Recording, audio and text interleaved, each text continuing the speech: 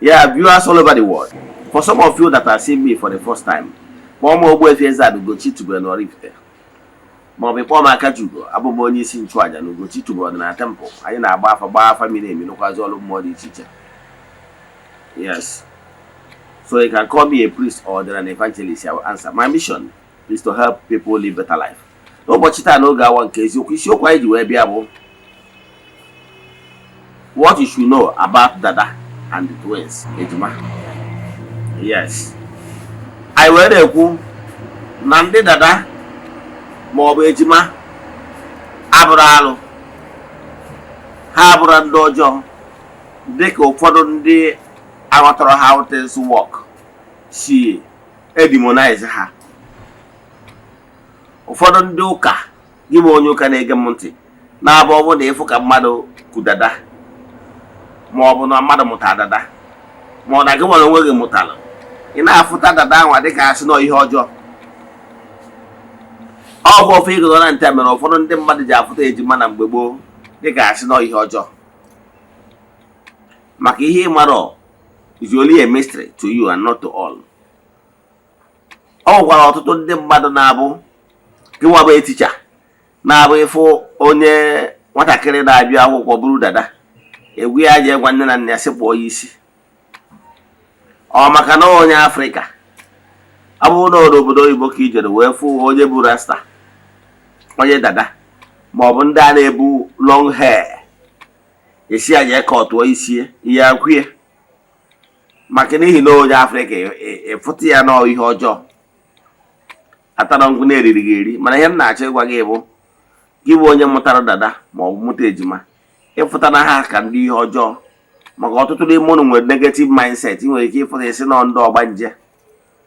I keep saying that you should always strive for something noble, search for knowledge, because if you lack knowledge you become slave, but if you have knowledge of how things work, understand it perfectly, you become master. Yes, so pay attention to this lecture. Ịmụta ihe kwesịrị ịma mmanụ na Dada ma ọ bụ Ejima abụrụ ndị ọjọọ, marakwa na ihe kwesịrị ka celebrate ya ma ọ bụrụ na ịmụta ụdị ndị dị etu a. Maka na ihe ọ pụtara bụ na from birth na aka ụmụ mmụọ dị n'ahụ nya nwatakịrị mụrụ. Enwego ọtụtụ ụmụazị amụrụ n'ụdị ọnọdụ dị etu a. Ịmara na ọ bụ a blessing to the family. Maka na ịmara, and whenever you begin to show attitude of negligence or unwelcome attitude to those children, most of them will decide to go back. Yes, most of them will decide to go back because they are not properly welcomed in that particular family. So before we dive into today's lecture, important announcement. Echefuna anyị abatago n'ọnwa ọfụ. Ndị niile sonyela anyị na-aja nke ọnwa gara aga ọnwa Ọgọst ga-enweta nchịkọta ya echi niile bụ Tuesday. However, anyị malitere nke ọnwa ọfụ na Septemba tata. Etu a ka anyị ga-emegide etiri last day of September. Anyị jekwara mmiri kpee ile ọma n'aha mmadụ dum. Bịara ebe nchụaja na temple chụọ aja to entities of powers. Bịara ebe nchụaja gbuo ebu mesara aka. Kepụazị uke na ndị amụsụ. Etu a ka anyị ga-eme throughout this month. Echefuna na anyị malitere ịchụ aja anyị n'igwe ihe karịgoro 3 years. We have massive testimonies. Yes, ị nwekwara ike isonyela anyị ebe ọbụla ị nọ all over the world. N'isi ụtụtụ ejego m na temple chụọ aja gaa ọfọ kwubi okwu n'isi ndị sonyela anyị all over the world. Etu a ka anyị ga-emegide ntị n'ọnwa agwụ. So ọ bụrụ na ị dị interested isonyela anyị, ihe ị ga-eme forward ya 3 prayer request. Make token donation to the account number. Ịchatizie m na WhatsApp agwa gị other details we need for you in order to book you. Nwanne chụwakwa aja maka na aja karịrị ọgwụ. Yes.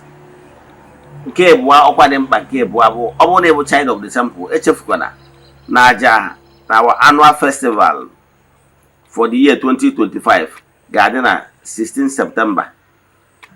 Ọ ịwaji Ogbuefi Eze-Ana Ugochi tubelu na annual festival anyị na-eme na temple for the children of the temple. Mana nke this year is very special because na nke this year was special festival. Na nke this year ka a ga-eme foundation laying of the place of worship of Chukwu nke pụrụ ime ihe niile. So ha tụrụ anya na onye ọbụla bụ child of the temple will contribute his or her own quota as case may be, to make this year's festival a huge success. Yes. So, our fan choice like chat na WhatsApp number. WhatsApp number is 0805 7837672 or 08138243 Now, let's dive into today's lecture proper. Important announcement. Now, let's dive in. Gịnị ka m na-ekwu maka ya? Ihe m na-ekwu maka Dada. O nwere one thing dị very mystery. Yes, concerning ndị a na-akpọ Dada ma ọ bụ Ejima. M mee bit by bit. Nkụzi ha ma eto ogologo mana pay attention. One thing dị very common among ndị Dada na ndị Ejima bụ na ha bụ special children. Kwesịrị ka ị pay attention to them. Ị ga-enotice na mgbe ụfọdụ ọ bụrụ na ị pay attention, ịfụ na ha nwere ike na-enwe ahụ ọkụ dị beyond human comprehension, human imagination. Ị nwere ike ịkpọrọ ha jee ụlọ ọgwụ, dọkịta enenecha ya ahụ, nwụrọ typhoid, nwụrọ malaria. Now, nwatakịrị a na-experience constant crying. Ịghọtara ya? Ije ụlọ ọgwụ, dọkịta triticha ihe o kwesịrị iti, ọsọ nwoke ihe afụ na-eme nwa. Ịghọtara ya? But I can tell you, what you must not neglect if you have as twin or twins or Dada. Yes, those children with twisted hair. Yes, ihe ọ pụtara bụ na aka mmụọ dị n'ebe ha nọ. Ọ bụ na emụta ụdị ụmụazị dị etu a, echefukwa na ịda na-emesara aka. Chetakwa na givers never lack. Ha bụ ụmụazị na-ebute luck to the family. Mana ị ga-amata etu esi eme ihe dị na ya, ị ga na-emesara aka, na-agbasapụ aka. Maka na ụmụazị ndị a bụ ụmụazị mmụọ so n'ụzọ pụrụ iche. So ị ga na-emesara aka to ndị otu ha. If you welcome them well, na-emesara aka from time to time, you will notice that your source of income will increase. Mana because ihe kpatara ya bụ na ịmarọkwu na mmadụ kwesịrị ka ọ na-emesara aka, givers never lack. Yes, I can tell you, if I tell you how much I normally spend on Saraka monthly, it's huge. But I can tell you, it works like magic. As long as I made the right Saraka to the right people. Once you become a joy giver, na-eme saraka, ị na-eme ka ihe Chukwu kere eke na-enwe aṅụrị. Whether we mere saraka to ụmụ mmadụ, whether we mere saraka to elemental beings, saraka like when we normally visit the waters to make saraka. Anyị na-eme ya bụ saraka in recognition of the effort of the elemental beings living in the waters. And in return, they bless us more. Saraka ọ bụ na ime elemelu mmadụ ma ọ mere ụmụ mmụọ can never go in vain. But not because you got to know how things work. Therefore, whenever you do masidi to an emesaraka, had a pulls up. Because givers never lack. Once you give, your hands are open. And these hands will not come back to you without something, attracting something. That is supernatural law. Ndị amụrụ ọbụna ịghọta the process na-eme ka nwata nwaanyị dị ime conceive otu twins. Ịfụ na ọdụrụ fecha, something transpired. Yes, and this spirit jams decided to stay probably in one womb or stay in a woman's womb simultaneously. It's a miracle. Ejuru onwe gị kpatara o ji abụ ịmụpụta ejima ahụ nwere ike nke ahụ ọkụ na-ele nke a. Ọ dị ka ahụ ọkụ trit bụ ahụ ọkụ onye nke ọ dị ka ọ na-akwụsị nke onye nke ọzọ ebido. Ị ga-enweta uche ihe na-eme na ndụ ha nwere ike ị na-eme ụfọdụ ndị mmadụ akpọ ya ndị ọgbanje. Etu a ka ọ dị na Dada.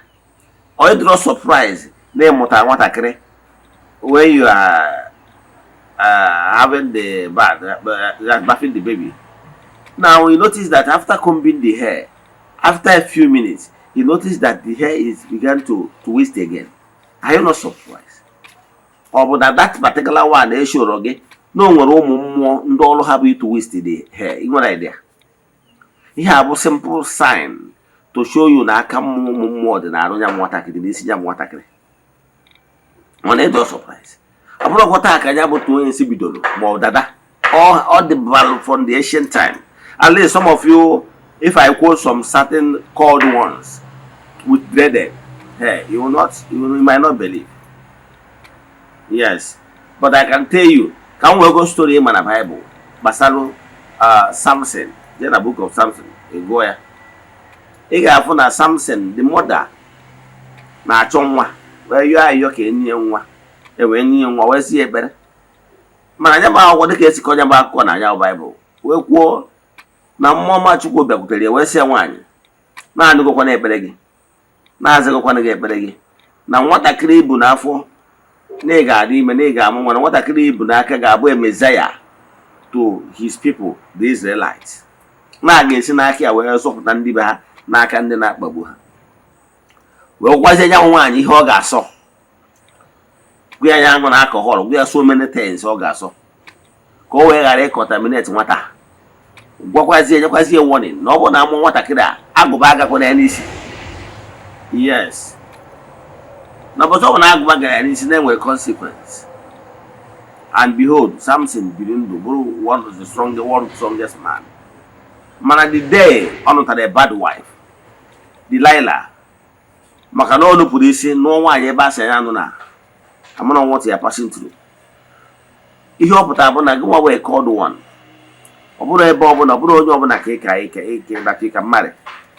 Yes, ọ ga-abụrịrị onye gị na ya na-eshare the same vibration.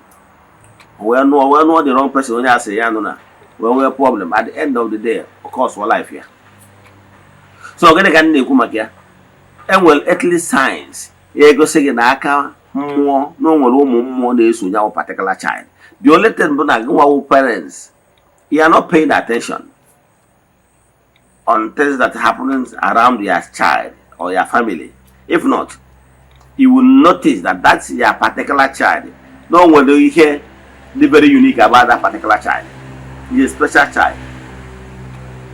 Our one family, mụtara nwa na-enwe problem. Nwa ha ọgwụ ọbụla ọ na-aya ahụ bụrụ ga-akpọrọ eje chudo ọgwụ na ọ dasị na ọkụ ihe afụrụ enyechaghị ọgwụ niile nwere ike inye. Out of carelessness, ụfọdụ n'ime ha na-ahapụ ndị mmadụ onye ọbụla bịara eto onye bịa ometụ nwa aka n'isi metụ nwa aka n'isi ọ bụrụ ihe o kwesịrị ịnwụ maka na ọ nwere ndị bụ negative vibration aka ụtụ. Mgbe ndị mmadụ ghọtara ihe a na-eme imetụ dada aka n'isi inye ya ego wee tapụ blessing. Nwere idea enwere ebe ọ bụ na mfụ dada adụ na like inye ya ego because that man ihe ji eme ya na mma na ha adụrụ evu dịka ofeke si eme. Alaeze nji eme ya bụ ka the mother mmalụ na nwa abụ a special child. Yes, that's my intention of doing it. So whenever I see them, I normally give money. Oh yeah, made the woman or man and one that I got ego. So you do work about job, create na at waste that hair after combining it. I go so long with some movement. Now I got within the child hair. It because he will fake. Can come here? Emoto do mas get over cases so her. You can name Saraka from time to time. You can pay to her. Either I stop calling them names. That name calling, you are calling them is one of the things that turn them off. Some of them cannot withstand it. Some of them, after a series of abuse, calling them names, they will decide to make it go back to where they came from.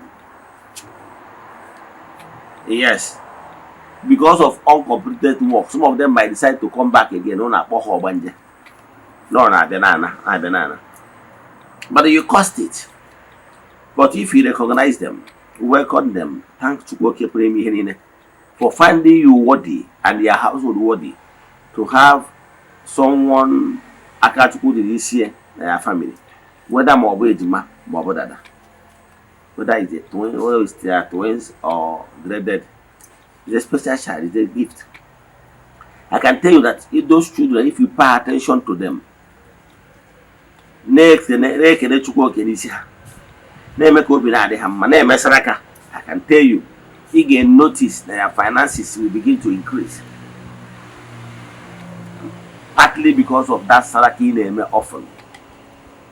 because you become a cause of joy to the child and a cause of joy to people that normally come from time to time to eat and marry under Saraka. Gịnị ka m na-ekwu maka ya? Mgbe ọbụla ị mụtara nwa bụ dada dreaded or twins, don't take them for a ride. Stop calling them negative names. They are not evil child, let me say it. Yes, you don't know what you have. That is why you are abusing it. And if you abuse them properly, this thing was not taken, then they might decide to leave you. Because you don't welcome what you have. You don't even value what you have. But I can tell you that them coming to your family, you are blessed. And for a reason. So let's stop. This message is for those of you that are seeing them as evil children and neglecting them. Stop. I'm on a man how to go about this and look for a spiritualist that will always guide you. Some of you that are boy is on happen what I can go you so get your sign. Man, only pay attention. All one go a jack and a dark and see. More Bakutegi, I wouldn't get to go. Doctor say, Mommy, Daddy, I want to barb my hair, shave my hair. He said, oh man, I'm not going to have a Maria, Saraka, what he marry us to marry a Maria. No other to for Tota. But some of them, because of food, they say, here, mad game. Eh? You were my camera 1 year boys. I'm not one that I'm not Dada. Eh? In school, or when a teacher, Maria abuse. More now compel us to easy. I will do my child from that school. Though nobody will try it. Manambo for that if they look down on you, they will be able to abuse your children. You dare not. You understand? The only thing is that the hair must be treated very clean. But nobody have the right to abuse the child. Let me stop here. If you have questions in today's lecture, chat me on WhatsApp 0805 78 37672 or 0813 8243 871. 9 at screen. You have numbers down. Better ekwem na Chineke. Ekwem na ọ dị ihe siri m ike ka Chineke na-apụghị isi m ụzọ m ga-esi lụọ ya. N'ihi na ọ mazuru ihe niile. Obi m siri ike na Chineke emeworo m ya. Ya gazie. May the blessing of Chukwu oke pụrụ ime ihe niile be with you all. May you be blessed now and forevermore. Ya gazie. Ka emesịa.